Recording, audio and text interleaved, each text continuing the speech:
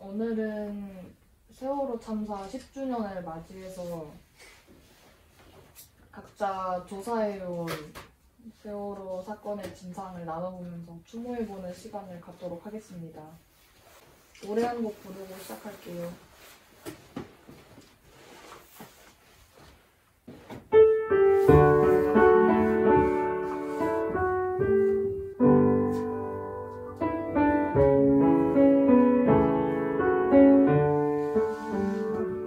이 땅의 수많은 꽃들은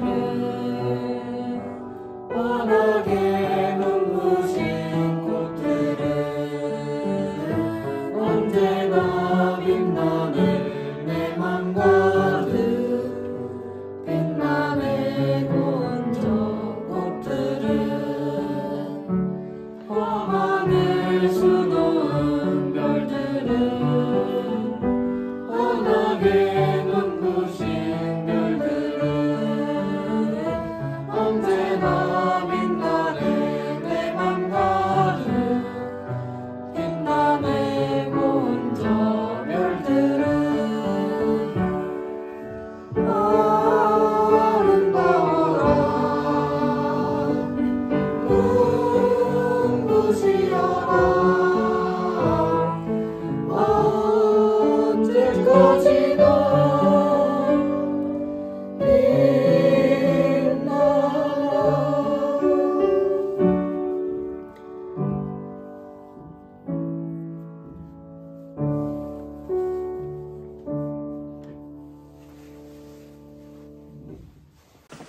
그러면은 이제 사건의 흐름에 따라서 이야기를 진행해 보도록 합시다. 석주부터 파랑무등부터 하도록 할게요.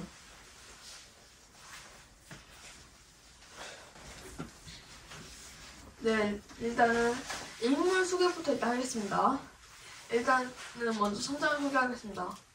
세월호의 선장이었던 이준석은 세월호의 선장이었는데 당시 세월호 운전 당시 그가 사고가 일어났을 때는 누구나 알다시피 그냥 제자리에 앉아 있으세요 라는 방송만 틀고 15명의 선원들이랑 함께 탈출을 했다고 합니다. 근데 다 다른 사람들도 알겠지만 이때 이준석 선장이 탈출하는 모습을 보면 바지를 안 입고 있습니다. 그 이유는 자신이 선장이라는 것을 숨기기 위해서 옷을 갈아입던 도중 빨리 탈출했던 건데, 네, 결국 이준석은 이 재판에서 살인죄 여러 죄로 하여 징역 22년을 받았다고 합니다. 그리고 몇몇 사람들은 만약에 이때 방송만 잘했으면 대부분이 살아남거나 또는 전혀 생존이라고 말했습니다. 생존자 인터뷰를 요약하겠습니다. 생존자 중 한 명이었던 박준석 박재훈은 세월호의 마지막 구조자이자 75번째 탈출자였습니다. 그는 탈출 중에 자신 단짝친구를 잃었지만 일단은 단행조 사람 100명 학생들 그리고 일반 학생들이나 탈출하던 도중 거친 물살로 인해 자신 제외한 모든 승객들이 물살에 휩쓸려갔다고 합니다. 그리고 그는 10시 24분 세월호에서 탈출을 성공한 뒤 그리고 2년 뒤 세월호로 못 갔던 그 수학여행을 다시 간 뒤 대학생이 되어서도 세월호를 알고 있다고 합니다. 단원고등학교는 세월호에서 가장 많은 피해를 입었던 승객 중 한 명인데요. 단원고 학생은 수학여행으로 2학년 1월부터 2학년 10반으로 인천에서 출발 제주도로 갈 예정이었지만 사고로 인해서 242명이 사망하고 20명이 실종되었다고 합니다. 단원고는 경기도 안산에 있으면서 죽은 학생들을 싣는 여러 공원에 잠들어 있다고 합니다. 단원고 이해 학생들을 몇몇 소개하겠습니다. 세월호 파란 바지인이라고 알려진 김동수는 참사 당시 현장에서 20명의 목숨을 구하고 자신도 같이 탈출했다고 합니다.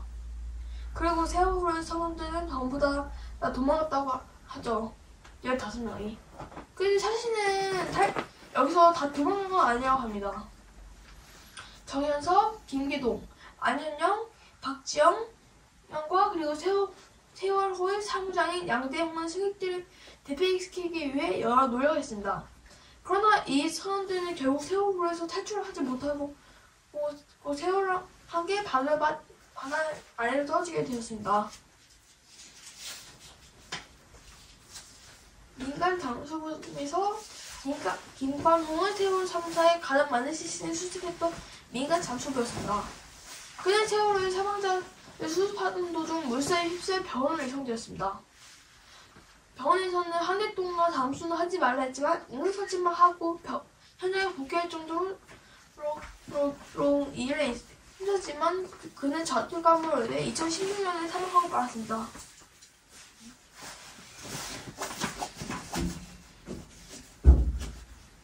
다음으로 세월호라는 배를 소개를 해드리도록 하겠습니다.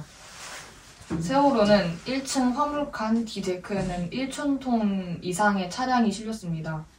2층 C데크 화물칸은 환풍구를 통해 물이 제일 먼저 들어왔던 구간이고요. 3층에는 로비, 안내데스크, 식당, 매점, 카페, 오락실 등등이 있어서 사람들이 자주 오가던 곳입니다. 조사를 하면서 소름 돋았던 점은 내부가 작년 울릉도 여행 갈 때 탔던 배 구조 생김새와 정말 똑같았기 때문에 상당히 당황스럽습니다. 단원고 학생들이 머물렀던 4층 객실, 4층 객실의 남학생들 방에는 코앞에 밖으로 나갈 수 있는 출입구가 있었습니다. 하지만 안내방송에서 객실에서 기다리라고 했던 그렇습니다. 5층은 조타실, 운전실입니다. 급격한 침수의 원인으로 지목되었던 수밀문 표시 램프 등은 아직도 보존되어 있습니다. 사건 당시의 배 상태는 수입된 후 수리 증축에 따라 총 톤수가 증가 239톤으로 증가했고요. 저우가 불균형하게 되었으며 사고 당일 최대 화물 적재량 1,077톤의 2배에 달하는 과적 2,142톤이 있었고 선체 복원에 필요한 평형수 등을 아주 많이 감축 자체였습니다. 객실을 개조해서 더 늘린 것으로 모자라 화물을 더 싣기 위해 선수도까지 개조했습니다. 원래 일본에서 들였을 때는 50톤가량의 거대한 문이 선박 오른쪽에 달려있었으나 배를 넓히기 위해서 통째로 떼어내버렸습니다. 그래서 배의 오른쪽이 가벼워져 기운 것이 아니었냐는 추측도 있습니다. 실제로 왼쪽 방향으로 기울었습니다. 내인설의 주된 내용은 솔밸브였습니다. 어느 순간 안에 이물질이 껴서 멈춰버린 것입니다. 또한 스테빌라이저가 원래 각도가 20.5도로 돌아가는 것이 한계였는데 세월호가 올라왔을 때는 50.9도까지 돌아가 있던 모습이었습니다. 즉 무엇인가가 100톤 이상의 힘으로 눌렀다는 것입니다. 하지만 원인이 무엇인지는 아직까지 알려지지 않았습니다. 운항 경로를 소개해드리도록 하겠습니다. 4월 15일 밤 9시 세월호는 인천에서 제주도로 가는 일정이었습니다. 정확한 침몰 지점은 북위 34도 11분 10초, 동경 125도 56.19초였습니다. 송고, 서거차도, 맹골도, 병풍도 사이를 지나가는 경로였는데 이 섬들 사이의 해역은 수심이 깊고 유속, 1초간 이동하는 평균 속도가 정말 빠른 곳이었습니다. 그 때문에 침몰한 후에도 엄청난 해류에 밀려 가라앉은 지점으로부터 동북 방향으로 3km나 떠내려왔습니다. 어째서 사람들은 이런 위험한 해역을 배의 선로로 설정해뒀을까요? 사실 원래 권고하는 안전한 선로가 따로 있었는데 그저 서둘러 가고 싶은 마음에 위험한 길을 운항했던 것이었습니다. 또한 이 항로는 세월호처럼 거대한 선박이 오가기에는 좁은 길이었기에 일정 인원의 도선사, 안전한 선로로 안내하는 사람이 반드시 승선을 해야 합니다. 하지만 일정 인원이 다 안 돼 있던 것으로 이것으로 세월호 참사가 일어났던 배경에 대해서 파란고등의 발표가 끝났습니다. 다음은 이제 원인과 발생 당시 상황을 표현해줄 오준이 말해주세요. 네. 저는 이 세월호가 어떻게 침몰했는지 4월 16일 당일의 사건 과정을 조사해서 준비하였습니다. 4월 16일 오전 8시 49분 전남 진도군 앞바다인 조류가 거센 맹골도에서 세월호는 급격하게 항로를 변경하였고 배는 곧 중심을 잃고 기울어져 표류하기 시작하였습니다. 8시 52분 전남 소방본부 119 상황실에 최초로 신고 전화가 걸려왔고 최초 신고자인 학생이 던진 첫마디는 살려주세요였습니다. 이후 그는 배가 침몰하고 있음을 알렸습니다. 당시 신고 전화를 받은 전남 소방본부 관계자는 내용을 듣고 목포해경을 연결했습니다. 그런데 목포 최초 신고자에게 가장 먼저 경도와 위도를 말하라며 배의 위치를 물었습니다. 당황한 최초 신고자가 네를 연말하자 119 관계자는 그가 탑승객임을 알렸습니다. 하지만 그럼에도 해경은 반복해서 GPS를 거론하는 등 위치를 물었습니다. 그로부터 1분 30초 뒤 해경 측은 선박 이름이 무엇인지를 물었고 최초 신고자는 세월호라고 답했습니다. 세월호는 최초 신고보다 3분 후 사고 해역과 가까운 진도 관제센터가 아닌 제주 관제센터에 교신하여 배가 침몰 중임을 알렸습니다. 그리고 다시 이 제주 관제센터는 목포해경이 아닌 제주해경에 연락하였고 8시 58분에야 비로소 목포해경이 사고를 접수하였습니다. 그러니까 52분에 최초로 신고는 되었지만 사고가 접수된 거는 58분에 돌아서 엄청 늦게 이렇게 접수가 된 겁니다. 심지어 이렇게 된 사고 접수도 세월호 선장이나 승무원들이 아니라 단원고의 학생의 신고였습니다. 사고 접수 후 해양경찰은 출동 및 구조에 나섰습니다. 9시 25분 서해 해경청 소속 헬기 511호와 해경 123정이 잇따라 도착했습니다. 하지만 출동한 해경은 세월호와 교신조차 하지 않았습니다. 또 세월호가 침몰하기 시작한 8시 52분쯤부터 세월호에서는 배가 침몰하고 있는 상황이었음에도 이동하지 말라는 방송이 흘러나왔습니다. 이 안내방송은 물이 객실에 범람하기 시작했을 때도 선장 이준석이 배에서 탈출하는 순간에도 계속되었습니다. 승객들은 물이 들어오는 순간에도 안내방송에 따라 자리를 지켰습니다. 안내방송을 따르지 않은 승객 중 일부가 배 위로 올라가거나 물에 뛰어들어 구조되기도 했죠.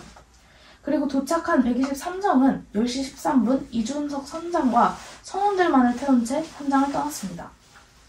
침몰 전까지 172명이 구조됐지만 10시 30분 세월호가 침몰한 이후 단 한 명도 구조되지 못하였습니다. 심지어 침몰 사고 생존자 172명 중 절반 이상은 해양경찰보다 약 40분 늦게 도착한 어선 등 민간 선반에 의해 구조되었습니다.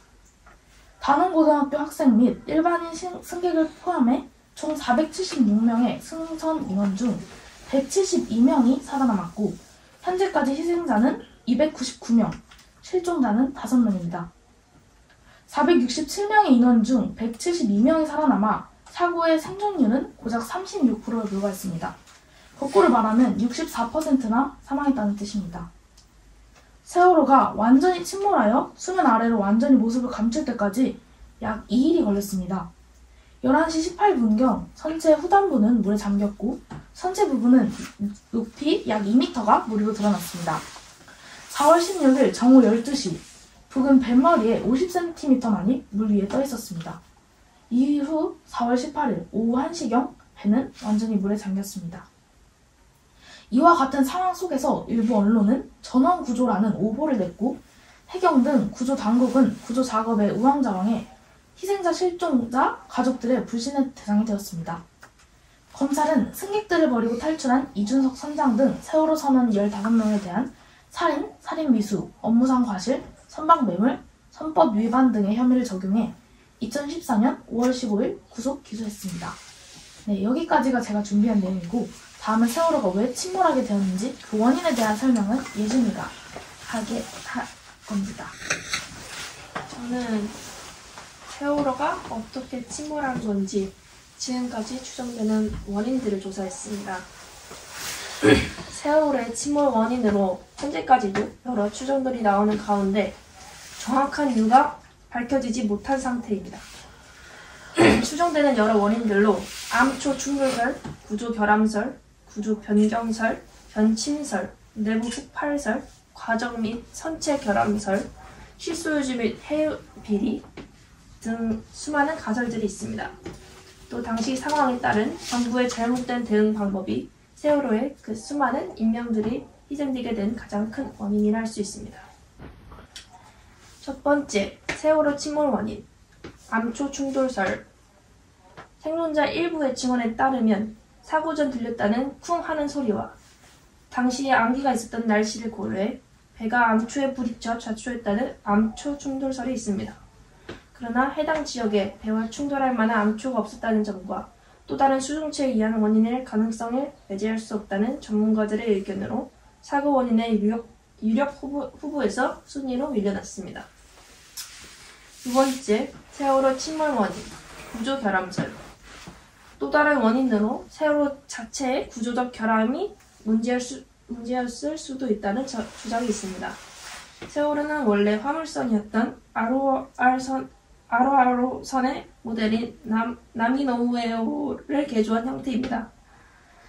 특히 그전에도 이미 같은 아로하로선의 침몰 전적이 있었던 것과 개조 과정에서 부실로 인한 결함이 원인이 되었다는 내용입니다.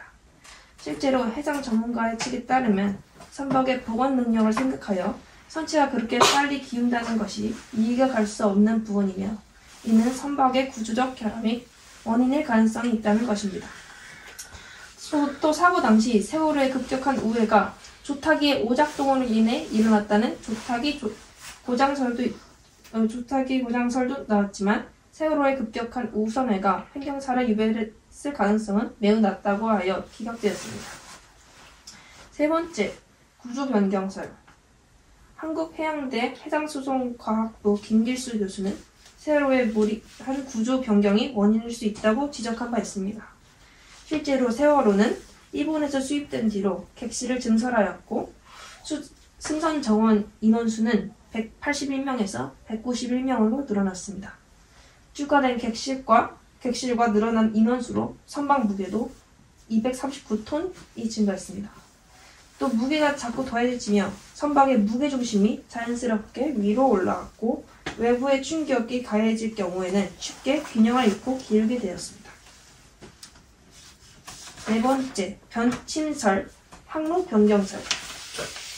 변침이란 전문 용어로 항로를 변경한다는 말입니다. 세월호의 경우 도중에 급격히 오른쪽으로 배를 틀면서 자연스레 왼쪽으로 배가 기운 것입니다. 거기까지는 괜찮았다 하더라도 더해서 선체가 기움과 동시에 결박이 풀리면서 갑판에 있던 화물들도 왼쪽으로 쏠린 것이었습니다. 이 과정 또한 위에서 말한 무게중심에 영향이 있었을 것입니다. 그러나 이 또한 차량에 실렸던 블랙박스를 통해 선체가 10초 만에 52도까지 기우는 모습이 확인되었으며 변침이나 화물 쏠림에 의해서는 물리적으로 불가능한 속도임이 밝혀졌습니다. 내부 폭발설.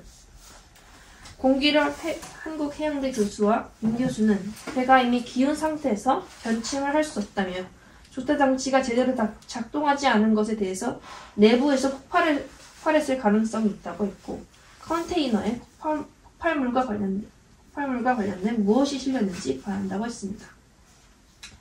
여섯 번째, 과정 및 선체 결함설.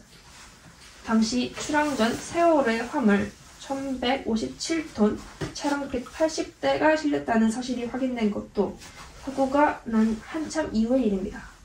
이는 원래 적재량을 넘어 화물을 무려 500톤, 차량을 30대를 초과한 것입니다.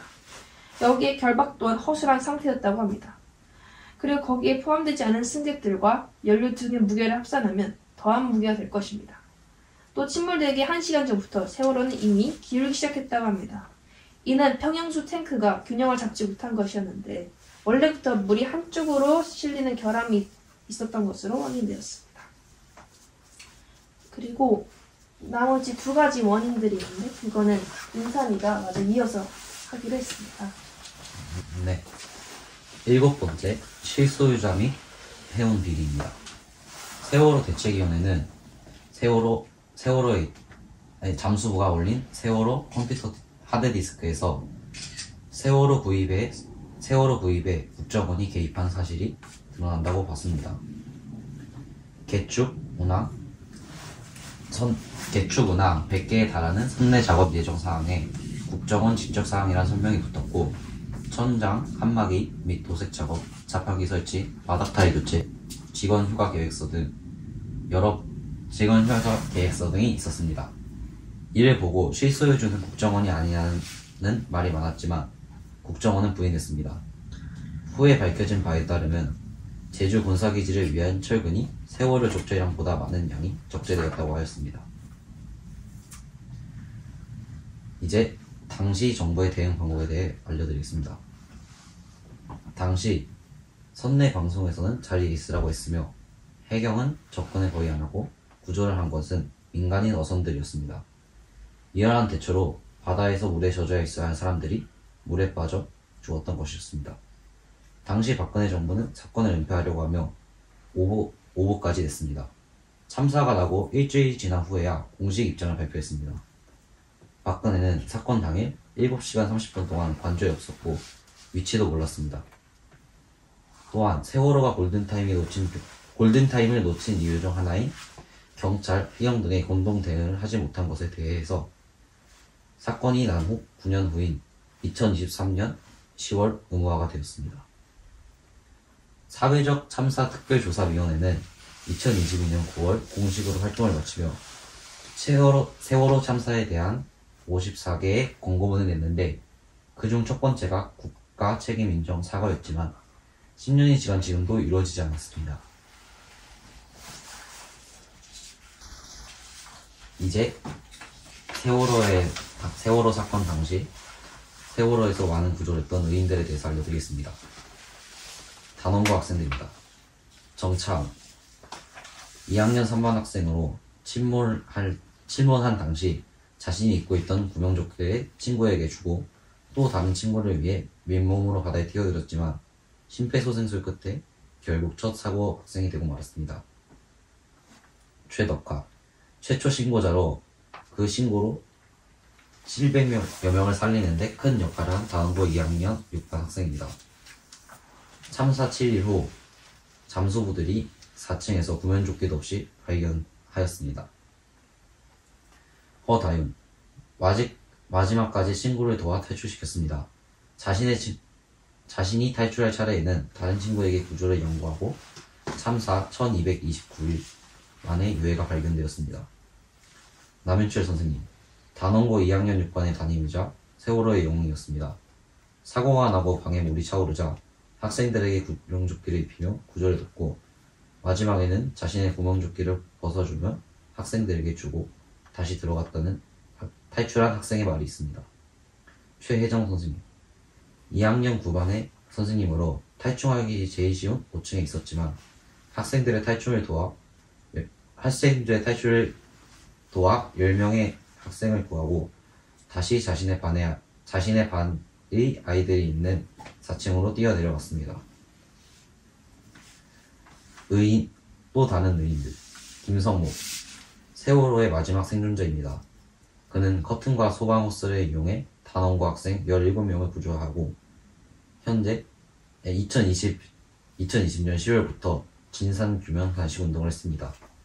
그는 살려준 것과 살려낸 것, 그 과정에서 내가 할 수 있는 일은 진실을 밝혀내는 것이라고 세월호 마지막 생존자가 보는 내가 살아남은 이유라는 영상에서 말했습니다. 박지원 승무원 동료들 대부분이 먼저 나갈 때 박지원 승무원의 선택은 달랐습니다. 학생들에게 너희들 다 구하고 나중에 갈게 선언이 마지막이야 라는 말을 하며 끝까지 구조를 했습니다. 4층에서 구명조끼를 구해 3층까지 나르며 물이 목 아래까지 차올랐을 때도 승객들을 구조했습니다. 양대용 사무장 사고 당시 통화가 될 때 가족에게 통화를 걸었지만 아이들을 구해야 하니까 짧게 통화한다고 바로 끊고 아이들을 구하러 갔습니다. 그는 끝까지 남아 아이들을 구조하고 결국 빠져나오지 못해 그 짧은 통화가 요원이 되었습니다. 김동수 파란 바지의 의인으로 불리며 소방호스를 이용해 많은 학생들과 사람들을 구했습니다.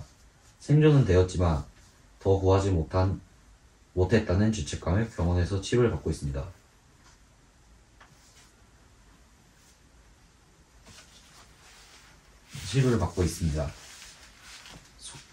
세월호 참사에 대한 생존자들에 대한 보상금이 나오긴 했지만 보상금이 끝나고 세월호 참사에 대한 치료는 사비를 부담하고 있어 많은 사람들에게 안타까움을 주고 있습니다. 제가 조사한 것은 여기까지고 이제 인서영이 말하겠습니다.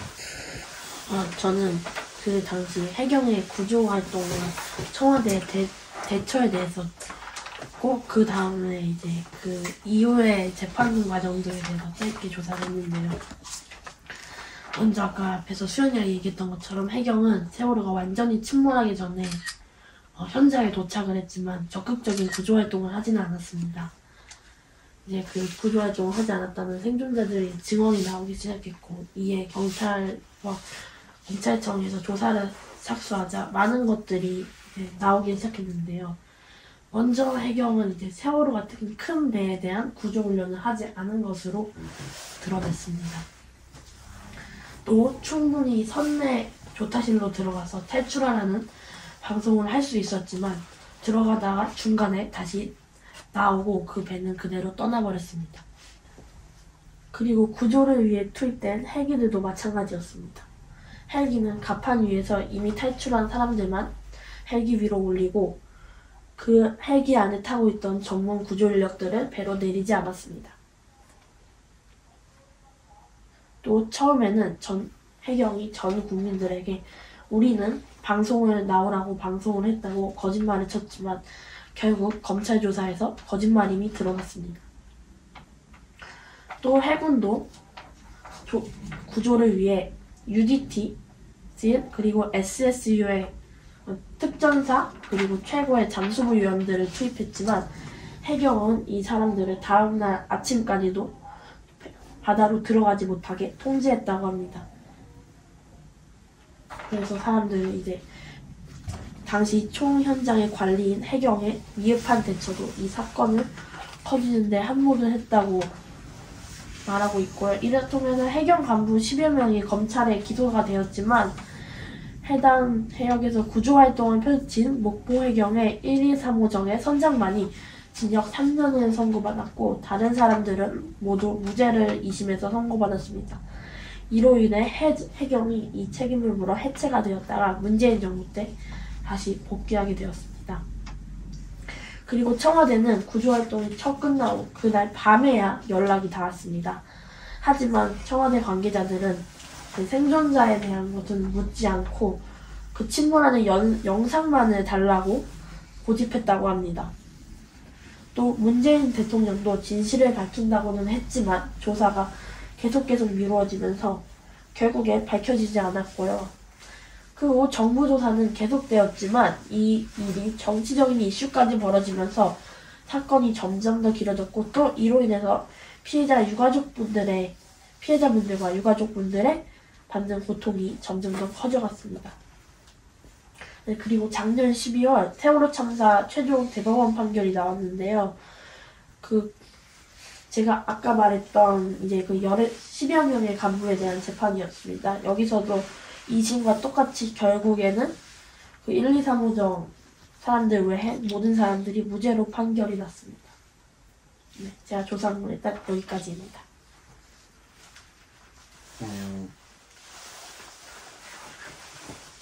그 회사에서 침몰할 때 정직원들이 죽은 정직원들에게는 피해 보상을 해줬지만 아르바이트생이었던 사람들에게는 피해 보상을 하지 않았던 일로 논란이 됐던 일이 있었습니다. 그 문재인 정부가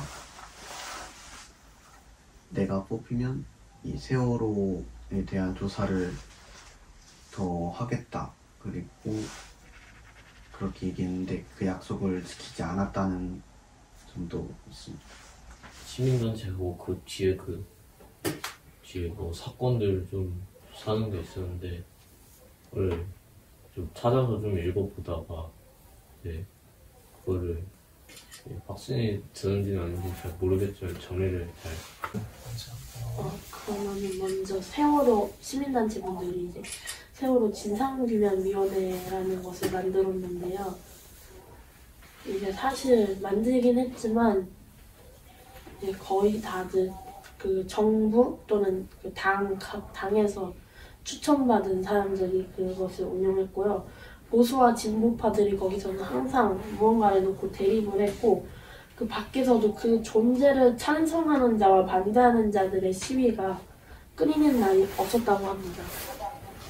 반대하시는 분들은 세월호를 이후로 이제 나라를 반영을 한다고 말하기도 하고 찬성하시는 분들은 빨리 이 일을 끝내야 된다고 하기도 했고요. 그리고 검찰이 조사를 할 때 세월호 진상규명위원회는 그냥 없는 것으로 취급을 하고 조사를 했다고 하고요. 이제 그래서 유가족분들과 피해자분들이 오히려 더 나서서 이제 사건을 이제 열심히 알리고 시위도 하시고 또 이제 연극으로 당일 사건의 이유를 연극으로 만들어서 하시는 것을 봤는데 정말 슬픈 내용들이 많았는데요. 내용을 조금 들려드리자면 이제 그분들이 이제 회사에서 너무 힘들어서 이제 퇴사를 하려고 하시니까 옆에서 사람들이 수근거리면서 저 집은 세월호다, 저 집은 부럽다, 좋겠다, 피해 보상금이 너무 많이 나온다, 뭐 이런 얘기를 하는 것들이 그분들이 이제 다 피해자분들인데 그 대사를 알리기 위해서 하시는데 그런 것도 보면 굉장히 안쓰럽고 슬프고 또 어떻게 보면 정부에게 화가도 나고 그런 사건들이 있었습니다. 일단 제가 여기서 민간단체 대사한테 봐서 여기까지입니다. 그리고 이번에 10주년 행사가 서울에서 열렸었어요.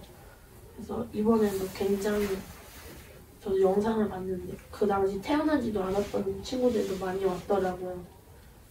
그래서 그 친구들에게도 이 사건이 잘 알려져서 영원히 기억됐으면 좋겠습니다.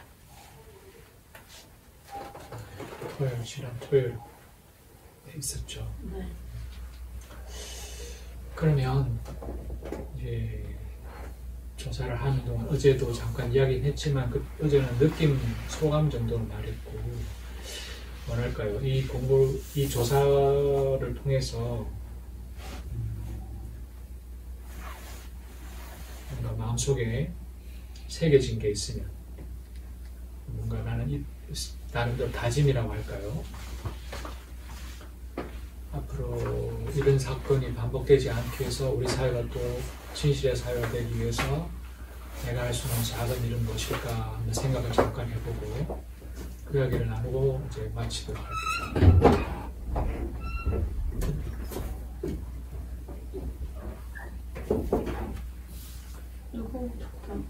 누구부터 할까요? 누구 생각나는 사람부터 문제 보는 건 어떨까요? 그리고 모르게 다 말하도록 합시다.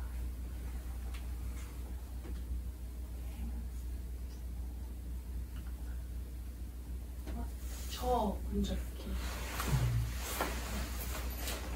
그 세월호가 그렇게 많은 희생자분들이 나온 게 정부에서 한 대처 방법이나 아니면 잘못된 방송이나 이런 게 가장 큰 원인이었기도 하고 그렇게는 그러고 또 거기서 또 방송은 그렇게 나왔지만 그럼에도 그냥 자기 스스로 판단하고 그래가지고 그래서 이렇게 나가서 살 사람들 있잖아요.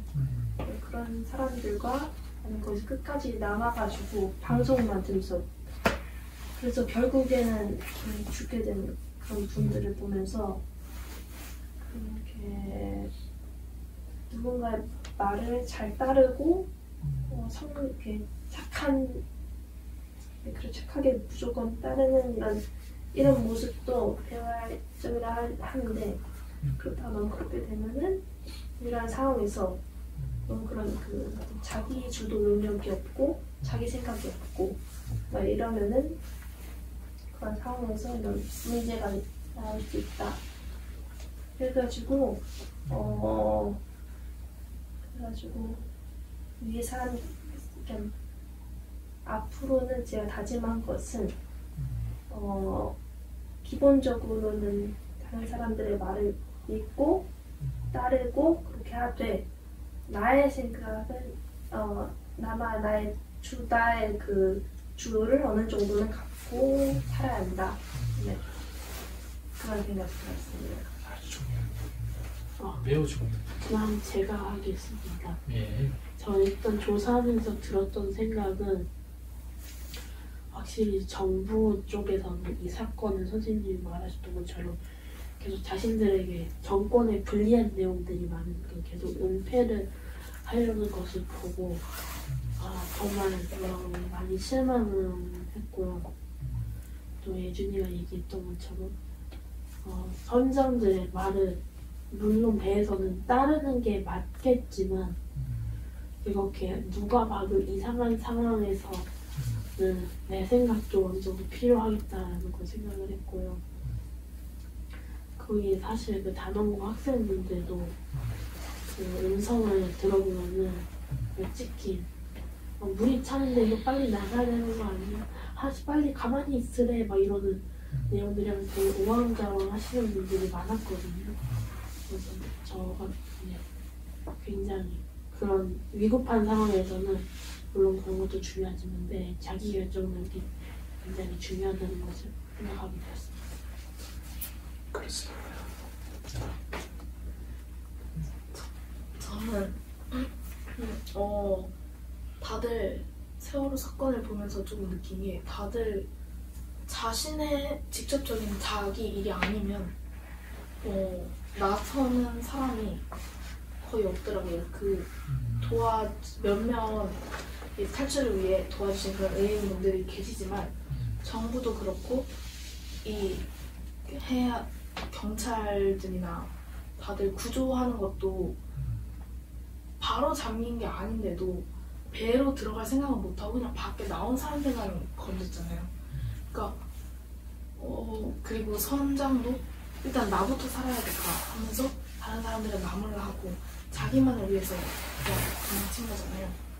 그래서 인간이 정말 자기만을 생각하는 이기적인 존재구나 라는 게 한 번 더 뭔가 뼈저리게 느껴졌고, 그럼 그거를 막기 위해서 나는 어떻게 해야 할까? 나는 좀 더 나만 생각하는 것에서 좀 벗어나야 되지 않을까? 그런 들었습니다. 그래요. 중요한 거죠. 다음 생각해보시고. 네, 저는 이제 조사를 하면서 이게 예견된 사고였는데 이때 벌어진 거라는 생각을 했고요. 그래서 어쨌든 이 일은 언제든지 또 벌어질 수 있고 그렇기 때문에 확실한 대책이나 법이나 이런 게 필요하다고 느꼈고요. 그리고 이제 예전에 선생님이 말하셨던 것처럼 너무 선한 사람들이 잘 따르는 것도 좋긴 좋지만 어느 때는 상황을 파악을 하고 하는 것이 필요하다는 것을 생각합니다. 그렇죠. 다음 넘어갈까요? 제가 할게요. 조사를 하면서 많은 생각이 들었어요. 일단 제일 첫 번째로 많이 들었던 생각은 답답한 느낌이었고요. 두 번째는 화가 좀 났었습니다. 내가 차라리 그때 당시 사람이었다면, 지금 이 기억을 가지고 그때로 돌아간다면 아마 다 살릴 수 있었지 않았을까, 나 혼자라도. 살릴 수 있는 많은 선택지가 마치 하늘에서 이렇게 하면, 이것만 해도 많은 사람이 살아나는, 쉽게 말해서 안내방송이라는 그런 방법도 있었고, 또 솔직히 계속 동영상을 보면은 되게 천천히 가라앉는단 말이에요. 다 가라앉는 게 이틀이나 걸렸는데 그렇게 많은 시간 속에서 밖에서 시간을 허비했던 해경들, 참, 또 해경들만 너무 탓할 수는 없겠지만 그 상황이 너무 답답했습니다. 그래서 하지만 이 모든 상황이 그렇게 10년이나 흘러도 지금 저희처럼은 기념을 하고 이렇게 추모를 하는 사람들도 있겠지만 그냥 잊고 오늘을 평소처럼 살아가는 사람들도 있을 거잖아요. 그런 분들한테도, 그리고 제 나이대의 사람들, 제가 그때 당시 7살이었는데 이렇게 조사를 하기 전까지는 저도 사건에 대해서 잘 몰랐어요. 공교육 일반 학교에서도 이런 진심을 담은 추모하는 시간을 가졌으면 좋겠고 다들 한 번씩은 조사를 해보는 시간을 가졌으면 좋겠어요. 저뿐만 아니라 대한민국 국민이 모두가 기려야 되는 날이라고 생각하고요. 이렇게 조사할 수 있는 시간이 되어서 너무 좋았습니다. 저도 기댈 수 있다는 게. 그래. 이런 형식적인 자리가 우리가 이 자리를 형식적으로 원하는 게 아니라 좀 더 의미를 느끼고 그리고 또 교훈을 얻어가는 이 공부 자체가 그런 사고를 막을 수 있는 다시 생기지 않게 막을 수 있는 지혜와 이해가 이루어지는 시간이 될까 싶어요. 숙주는 어땠어요? 저는 이거 조사하면서 화가 나면서 또 약간 뭐 창피한 느낌이 좀 들더라고요. 같은 인간으로서 저 어떻게 이럴 수가 있냐. 그렇게 많은 사람들을 그냥 버리고 그냥 혼자 탈출하는 거는 그냥 아주 전 세계에 그냥 히틀러보다 그냥 더한 그런 사람인 것 같고 그리고 위험한데 그리고 이거 일본에서 왔을 때 이거 뭐 개정 그러니까 위험하게 다녔는데 거기다가 위험하게 들고 가니까 어떻게 다른 승리 때는 생각 안 하냐 이런 생각 들기도 하더라고요. 그렇죠. 우리가 10년이 지나도록 잊지 못하는 것은 바로 그런 불합리한 일을 처리에 대한 분노, 어이가 없는 그 상황 전개에 대한 속상함, 그것이 풀리지 않았기 때문에 그것이 우리를 계속 일깨우고 안타까움 속에서 그 돌아가신 이들을 기리는 시간을 갖는 것 같습니다. 건우는 어떠나요? 저도 이게 조사를 하면서 딱 이 중에 하나만이라도 잘 됐으면 전원이 살 수 있는 그런 길이 계속 보이다 보니까 많이 안타까웠어요. 그 중에 하나라도 딱 제대로 됐으면 전원이 살 수 있었는데 그런 사건을 보면서 앞으로도 지금까지 평화로웠다고 앞으로도 평화롭게 이게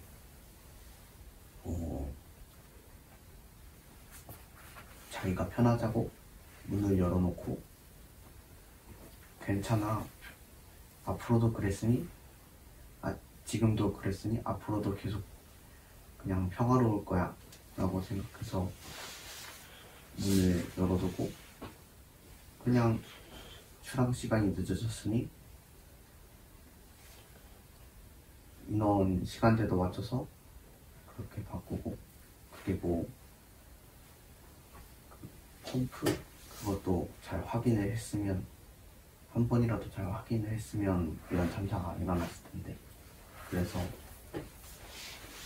최소한의 대책이나 확인을 평소에도 잘 하는 습관을 들여야겠다고 생각했습니다.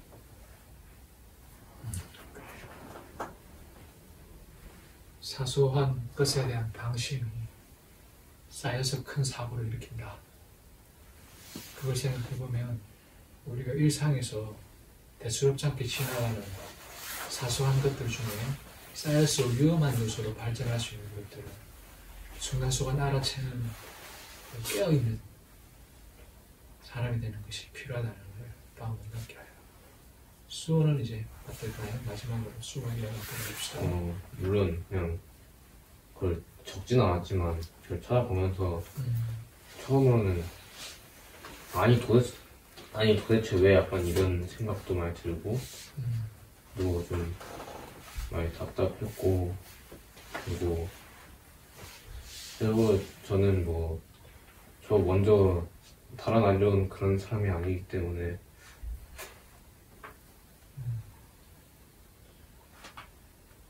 내가 거기 있었다면 다 살리지 않았을까라는 생각도 좀 들고 좀 더 많이 그걸 하면서 저속성이 많이 떨어지는 것 같아요. 그걸 보조하면서.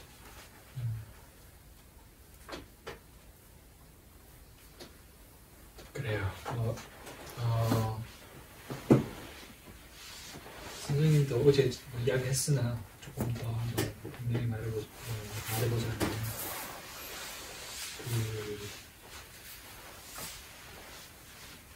왜 전체를 보지 못했을까?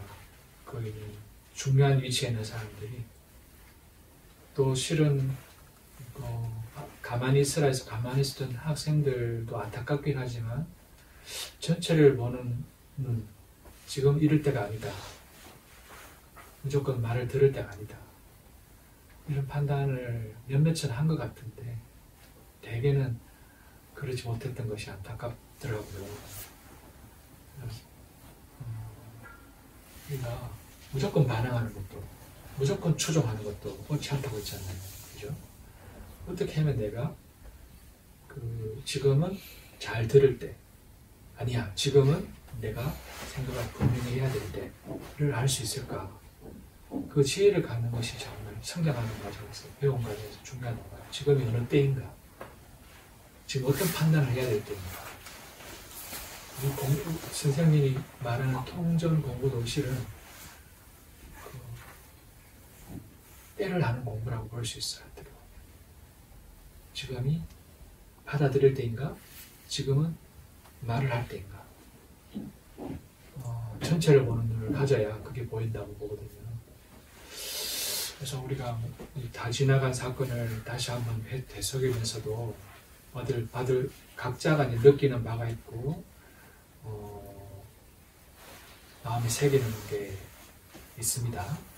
잘 간직하길 바라고 우리가 이 공부를 통해서 책 속에서 하는 공부를 통해서 좀 더 좋은 사회를 만들고 사람들이 잘 깨어있게 나를 포함해서 그런 사회를 만들어야 하는데 우리 나름 노력을 다해보기로 해요. 수고 많았고요. 마지막으로 노래를 부르고 묵념하고 할 수 있습니다.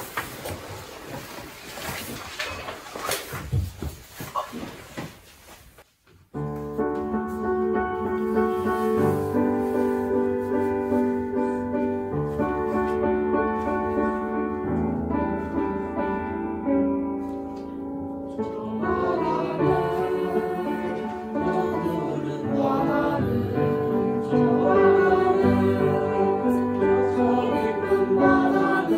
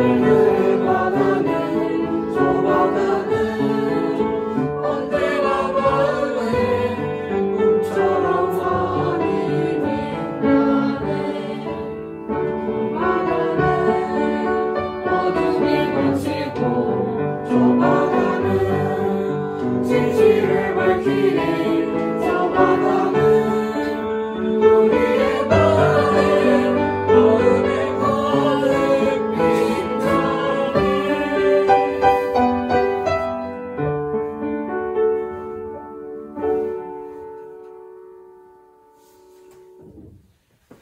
같이 일어나서 1분간 묵념을 마음의 기도 하나님 감사하고 행복한 새 삶을 다른 곳에서 잘 보내실 수 있도록 마음의 기도를 하겠습니다. 시작.